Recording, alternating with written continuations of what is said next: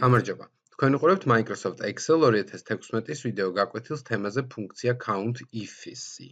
If-ი ეს არის მრავლობითი count if-ი, რაც გულისხმობს იმას, რომ თქვენ შეგიძლიათ რამოდენიმე კრიტერიუმის გათვალისწინებით მიიღოთ სასურველი შედეგი.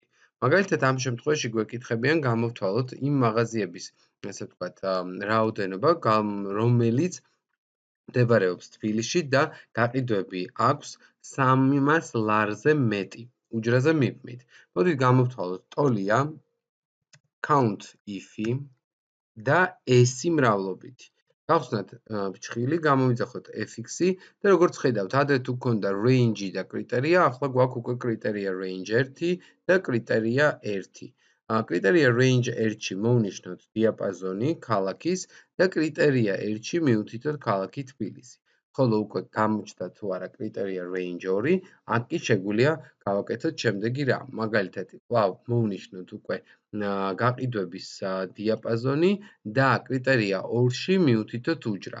მაგრამ თუ მივუთითებთ პირდაპირ აი ამ უჯრას და დავაწვევით OK-ს, ამ შემთხვევაში პასუხს მივიღებთ, რომ აქვს ზუსტად 300 ლარი, ასე ვთქვათ, ნავაჭრი. და ჩვენ კი გვეკითხებიან, რომ გაყიდვები აქვს 300 ლარზე მეტი. ამ შემთხვევაში უნდა გავაკეთოთ შემდეგი ტიპის ჩანაწერი. მეტი და ეს უჯრა, მაგრამ მეტი ეს უჯრა არ ნიშნავს მეტი 300-ზე. ნახეთ, ეს არის მეტი f13 და არა უჯრა f13.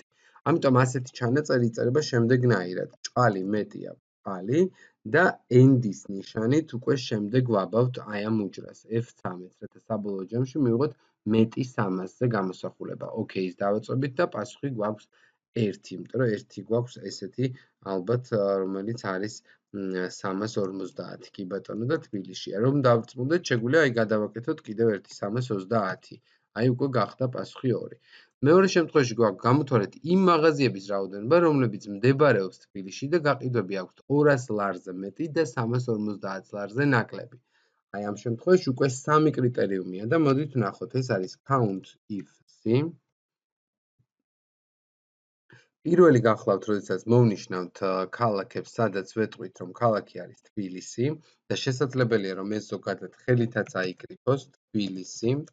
შემდეგ ვეუბნებით, რომ გაყიდვების რაოდენობა და ქვემოთ მეტი უნდა იყოს 200-ზე და ისევ იგივე კრიტერიუმი რადგან არის და იგივე დიაპაზონი დააკვირდით range 3-ია, ხომ? ისევ ნიშნავთ იგივე სვეტ ის უჯრებს, ჩამოვდივართ ქვემოთ და აქ უკვე ვუწერთ ნაკლები 350-ზე. შემდეგ ვაწვევით OK-ს და ვიღებთ პასუხს 1. ანუ როგორც ხედავთ, 200-სა და 350 შორის თბილისი. 200-სა და 350 შორის თბილისი.